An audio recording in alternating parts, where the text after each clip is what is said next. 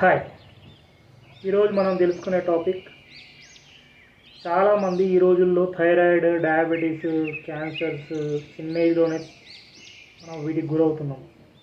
ఇలాంటి దీర్ఘకాలిక వ్యాధులు జీవితాంతం రోజు వేసుకునే ట్యాబ్లెట్ల నుంచి వేసుకోకుండా బయట ఎట్లా పడవచ్చు మనం? ఇట్లాంటి దీర్ఘకాలిక ఆటో ఇమ్యూన్ డిసార్డర్స్ రాకుండా మనం ఏం చేస్తే వీటి నుంచి బయటపడవచ్చు అనే దాని గురించి తెలుసుకున్నాం. సో జనరల్లీ చాలామంది మా హోమియోపతి క్లినిక్స్కు అన్ని రకాల మందులు వాడుతూ థైరాయిడ్ కోసము థైరోనామ్ అని, ఎల్ట్రాక్సిన్ అని, డయాబెటీస్ కోసం గ్లైకోమెట్, మెట్ఫార్మిన్ ఇట్లాంటి కాంబినేషన్స్తో వాడుతూ జీవితాంతం వాడాలి, దీని నుంచి ఏమైనా బయటపడే మార్గాలు ఉన్నాయా సార్, హోమియోపతిలో మెడిసిన్స్ ఉన్నాయా సార్ అని చెప్పేసి అడుగుతూ ఉంటారు. సో కొన్ని కేసెస్లో థైరాయిడ్ తగ్గిన కేసెస్ ఉన్నాయి, అండ్ డయాబెటీస్ కూడా స్టార్టింగ్లో వస్తే తగ్గిన కేసెస్ కూడా ఉన్నాయి. కాకపోతే వచ్చిన తర్వాత మనం ఇలా బాధపడడం కంటే రాకుండా ఎలా ఉండాలి అనే దాని గురించి ఆలోచిస్తే మనం మన జీవితాన్ని ఇలాంటి రోజు మందుల బారి నుంచి వేసుకోకుండా తప్పించుకోవచ్చు. సో మన ఈ జనరేషన్లో చూడండి, చాలా చిన్న పిల్లలకు కూడా థైరాయిడ్లు, అమ్మాయిల్లో అయితే menstrual irregularities, PCOS, hormone imbalance, facial hair growth ఇట్లాంటి చాలా రకాల ప్రాబ్లమ్స్తో చిన్న ఏజ్లోనే వస్తున్నారు క్లినిక్స్.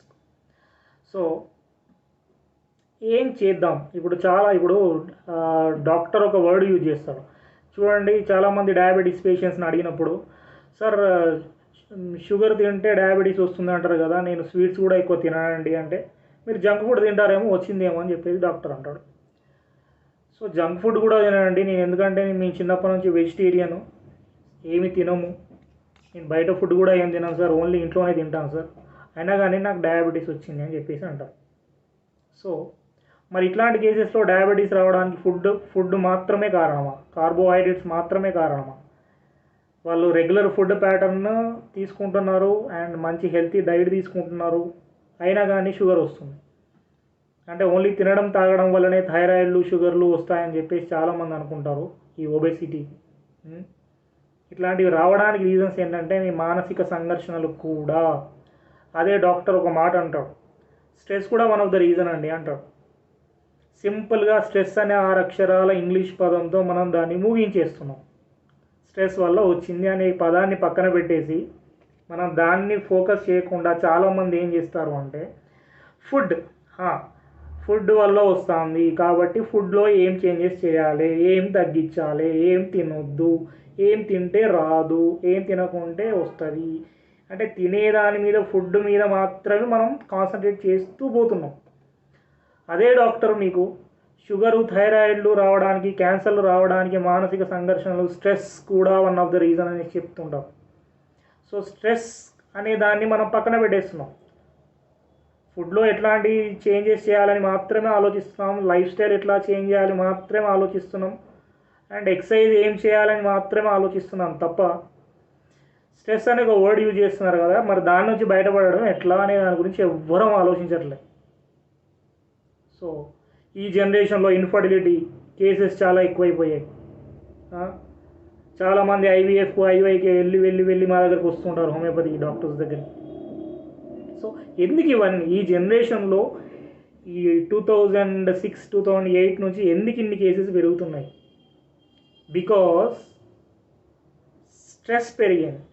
స్ట్రెస్ అంటే ఏంటండి?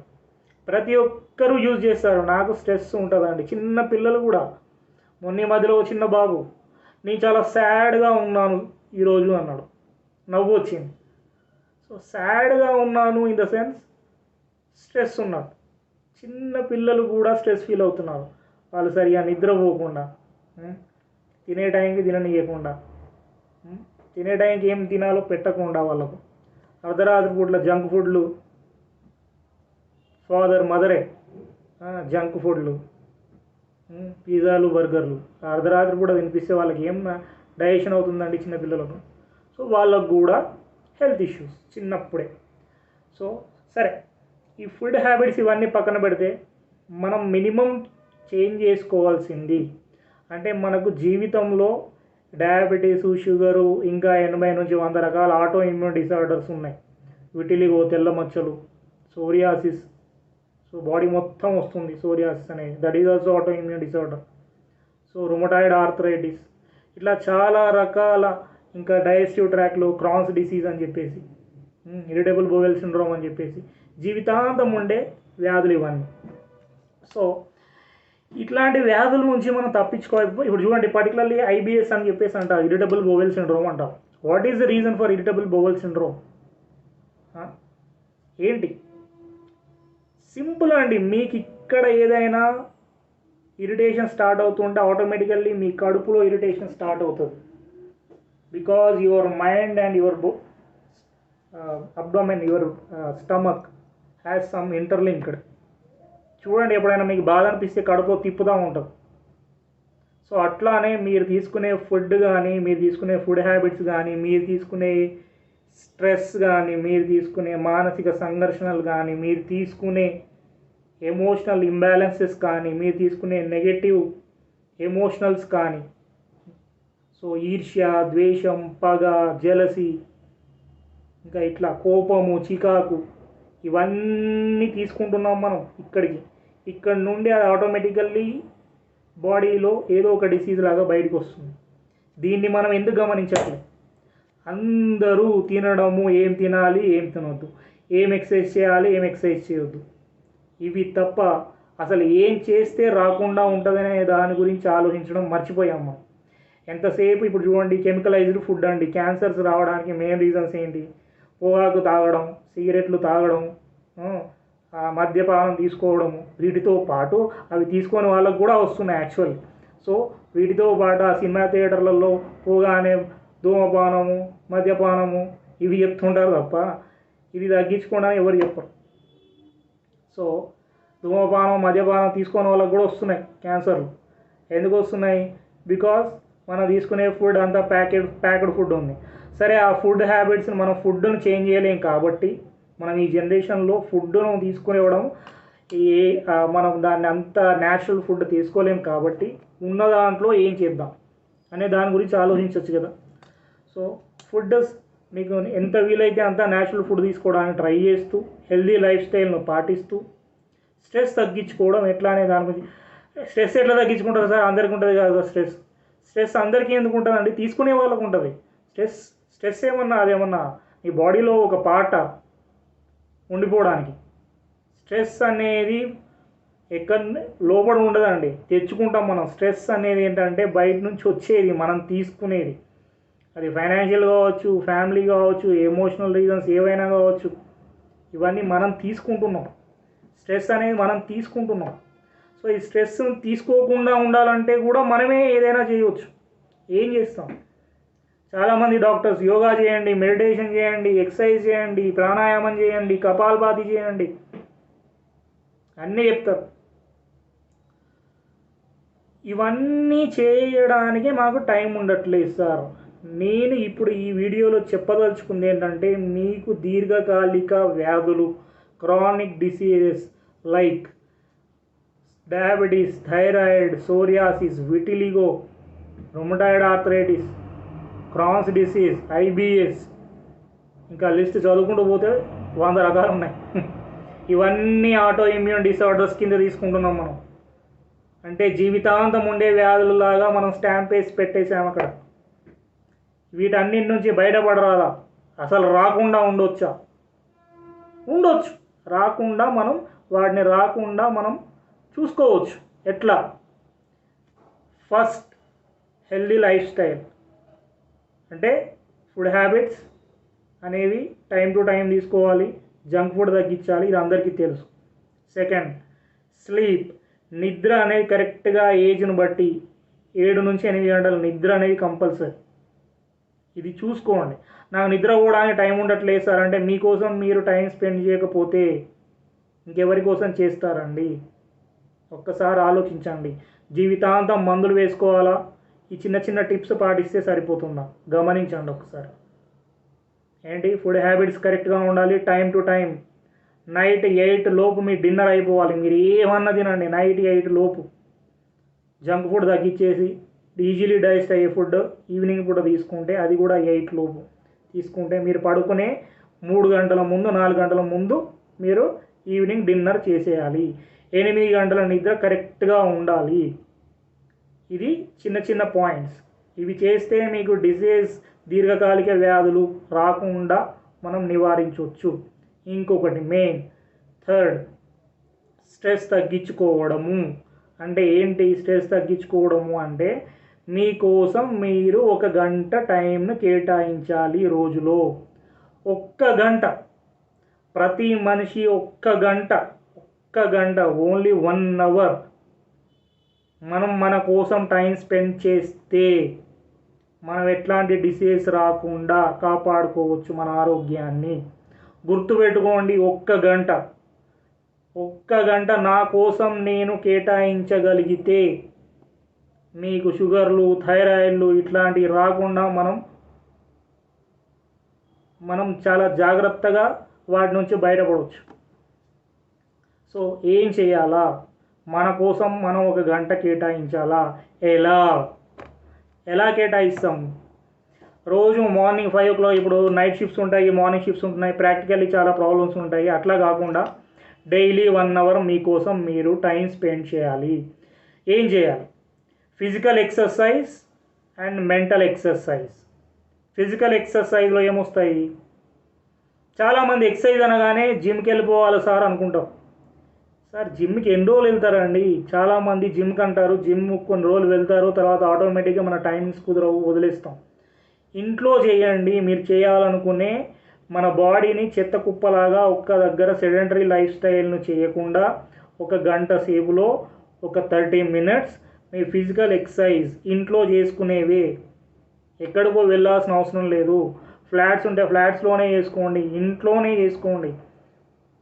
ఒకవేళ మీకు కుదిరితే ఎర్లీ మార్నింగ్ 5 to 6 లేకపోతే సన్ ఎక్స్పోజ్ అయ్యే టైంలో 1 గంట సేపులో 1 అరగంట సేపు వాకింగ్ చేయండి, జాగింగ్ చేయండి, స్కిప్పింగ్ చేయండి. ఏదో ఒకటి కుదిరింది చేయండి. స్కిప్పింగ్ చేయండి, పుషప్స్ చేయండి, లేదు ఎగరండి, లేకపోతే డ్యాన్స్ చేయండి. ఒక సాంగ్ పెట్టుకొని, మీకు ఇష్టమైన సాంగ్ పెట్టుకొని డ్యాన్స్ చేయండి. అది కూడా exercise. Exercise in the sense physical movements. మీకు చెమటలు రావాలి, చెమటలు వచ్చేలా మీరు ఫిజికల్ ఎక్సర్సైజ్ అంటే దాన్ని ఒక పనిలాగా చేయకండి. ఎప్పుడు కూడా ఒక పనిలాగా చేయకండి. ఎక్సర్సైజ్ అంటే దాన్ని హ్యాపీగా చేయండి. ఇప్పుడు మీకు డ్యాన్స్ చేయాలంటే డ్యాన్సే చేయండి, అది కూడా ఎక్సర్సైజ్ నా దృష్టిలో. జిమ్కి వెళ్ళి కింద మీద కూడా అన్ని చేయడమే కాదు. Exercise in the sense me physically మీరు మూమెంట్స్ ఉండాలి, స్వెట్ రావాలి. మీరు స్కిప్పింగ్ చేస్తారా? ఒకేసారి ఇప్పుడు స్కిప్పింగ్ చేయమన్నా అని చెప్పేసి ఒకేసారి 50-100 కాదు. మెల్లిమెల్లిగా రోజు పెంచుకుంటూ పోవాలి. Physical exercise compulsory. 1 అవర్ టైంలో ½ an hour physical exercise, simple exercise, ఇంట్లో చేసుకునే ఎక్సర్సైజ్, కానీ రోజు చేయాలి. సార్ ఈరోజు కుదరలేదు సార్, కుదరలేదు కాదు, కుదరాలి. ఎక్కడికో వెళ్ళి వేసేది కాదు, ఇంట్లో చేసుకునేవే చెప్తున్నాను నేను. వీలుంటే ఎండకు ఎర్లీ మార్నింగ్ సన్ ఎక్స్పోజ్ అయ్యే టైం సీజన్ బట్టి సన్కి ఎక్స్పోజ్ అవుతూ చేయండి ఎక్సర్సైజ్. ఇది physical exercise. ½ an hour. In 1 hour మీకు ½ an hour ఫిజికల్ ఎక్సర్సైజ్ అయిపోయింది. ఇంకా ½ an hour ఏం చేయాలి? మైండ్ కామ్ చేయాలి. మైండ్ని కామ్ చేయాలంటే ఏం చేయాలి? స్టార్టింగ్లో దీన్నే అంటారు చాలామంది, ఏమంటారు? యోగా అంటారు, మెడిటేషన్ అంటారు, ఇంకా చాలా వర్డ్స్ యూజ్ చేస్తారు. అవన్నీ పెద్ద పదాలు పక్కన పెట్టేసి మీరు ఏం చేయాలి అని అంటే మైండ్ కామ్గా ఉంచాలి. మైండ్ కామ్గా ఉండట్లేదు సార్ అని అంటే మీరు ఒక దీపం పెట్టండి, దీపాన్ని చూసుకుంటూ కూర్చోండి. అంతే, మీరు చేయాల్సింది ఏం లేదు. ఒక దీపాన్ని, ఒక ఆబ్జెక్ట్ మీద మీ కాన్సన్ట్రేషన్, ఇంకా ఎక్కడికి వెళ్ళొద్దు. ఇంకా మీ మైండ్ కామ్గా ఉండలేదు కాబట్టి ఒక దగ్గర కూర్చున్నప్పుడు మీ మైండ్ కామ్గా, కళ్ళు మూసుకొని కూర్చుంటే మీ మైండ్ కామ్గా ఉండదు. ఒక దాని మీద చాలా ఆలోచనలు వస్తుంటాయి అనుకున్నప్పుడు మీరు చేయాల్సింది ఏంటంటే కళ్ళు తెరిచి మీ ముందర ఒక దీపం పెట్టి దీపాన్నే చూస్తూ కూర్చోండి. ఇంకేం ఆలోచించవద్దు. దీపం ఎట్లా పోతుంది, ఆ దీపం ఎట్లా అవుతుంది, గాలికి ఎట్లా అవుతుంది, ఎంతసేపు ఎట్లా ఉంటుంది, కొద్దిసేపు బ్రైట్ అవుతుంది, కొద్దిసేపు డిమ్ అవుతూ ఉంటుంది. సో మీరు అరగంట సేపు ఆ దీపాన్ని చూస్తూ కూర్చోండి. సో కొంతమందికి పూజ అని చెప్తారు, పూజ చేయండి అని అంటారు.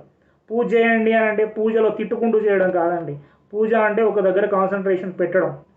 సో దేవుడి మీద ఇప్పుడు కొంతమంది దేవుడి మీద కాన్సన్ట్రేషన్తో దేవుడి మీద పెడతారు. కొంతమంది ఏం చేస్తారంటే వాళ్ళకి ఇష్టమైన పని చేస్తుంటారు. కొంతమంది మ్యూజిక్ వింటూ ఉంటారు. సో ఫైనల్లీ కావాల్సింది ఏంటంటే మీ మైండ్ కామ్ అవ్వడము, మీ మైండ్ ప్రశాంతంగా ఉండడము. ఇది చేస్తే ఆటోమేటికల్లీ ఈ 1 అవర్ టైం మీకోసం నా కోసం నేను జీవితంలో ఇది చేస్తే ఇట్లాంటిది రాకుండా ఉండొచ్చు అని తెలిసినప్పుడు మనం దీనికోసం 1 గంట సేపు కేటాయిస్తే తప్పేం కాదండి. టైం కుదరట్లేదని చెప్పకండి. సాకులు చెప్పేది ఎవరి కోసం? పక్క వాళ్ళ కోసం. మన కోసం కూడా మనం సాకులు చెప్పడం స్టార్ట్ చేసాము అని అంటే మనల్ని ఎవ్వడు కాపాడలేడు, గుర్తుపెట్టుకోండి. So as a homeopathic doctor చాలామందిని చూసి ఈ ఏజ్లోనే ఇంత బాధపడడం ఎందుకు అని చెప్పేసి ఆలోచిస్తున్నప్పుడు నాకు వచ్చిన thought 1 hour for your self, 1 hour for our selves. మన కోసం మనం 1 గంట సేపు కేటాయిస్తే మీరు చూడండి, ఈవెన్ షుగర్ ఉన్న వాళ్ళకు, థైరాయిడ్ ఉన్న వాళ్ళకు కూడా కొన్ని లెవెల్స్ తగ్గుతూ ఉంటాయి. మీరు ఇట్లా చేస్తూ పోండి. ఒక్కరోజు 2 రోజులు పనిలాగా చేయకండి. దిస్ ఈజ్ హ్యాబిచ్యువేటెడ్ కావాలి. మీ లైఫ్లో ఇది ఒక పార్ట్ అవ్వాలి. రోజు 1 గంట మీకోసం కుదిరినప్పుడు, సరే పొద్దున కుదరలేదు సాయంత్రం అయినా చేయండి, సాయంత్రం కుదరలేదు పడుకునే 1 అవర్ ముందే చేయండి. చేస్తే మీకు ఆటోమేటిక్గా మీరు తినే టైమ్స్ కూడా ఏంటంటే నైట్ పడుకునే 4 అవర్స్ 3 అవర్స్ ముందు మీ డిన్నర్ అయిపోవాలి. లైక్ 8 o'clock, మ్యాక్సిమం 8 o'clock, 8:30 పోనీ ఆ టైం వరకు మీరు మీ డిన్నర్ అయిపోతే చాలా మంచిదండి. ఇట్లాంటి digestive tract diseases, gastric problems, acidity, ఈ ఐబిఎస్లు, జీఆర్డీలు ఇవన్నీ రాకుండా, ఈ కాన్స్టిపేషన్, మోషన్ సరిగా రాకపోవడం, ఇట్లాంటి చిన్న ప్రాబ్లమ్స్ నుంచి మనం ఈజీగా బయటపడవచ్చు. సింపుల్. సో గంట నా కోసం నేను కేటాయిస్తాను. నాకు ఎట్లాంటి డిసీజ్ రాకుండా నేను నా జీవితాన్ని కొనసాగిస్తాను. ఎవరైతే ప్లెడ్జ్ తీసుకుంటారో 1 అవర్ ఫర్ మై సెల్ఫ్. ఎందుకు? To form a healthy society and healthy world. గుర్తుపెట్టుకోండి, ఇది చేస్తూ ఉంటే ఆటోమేటికల్లీ మీకు ఇట్లాంటి దీర్ఘకాలిక వ్యాధులు రాకుండా మనం బయటపడవచ్చు. వచ్చిన వాళ్ళు కూడా ట్రై చేయండి. ఆటోమేటికల్లీ కొద్దిగా మీ బాడీలో చేంజెస్ కనిపిస్తూ ఉంటాయి. మీ మైండ్ కామ్ అవుతుంటుంది. మీరు పీస్ఫుల్గా ఉంటే, ఎంత పీస్ఫుల్గా ఉంటే అంత డిసీజ్, అన్ని హార్మోన్ లెవెల్స్ నార్మల్ అవుతూ ఉంటాయి. గమనించండి.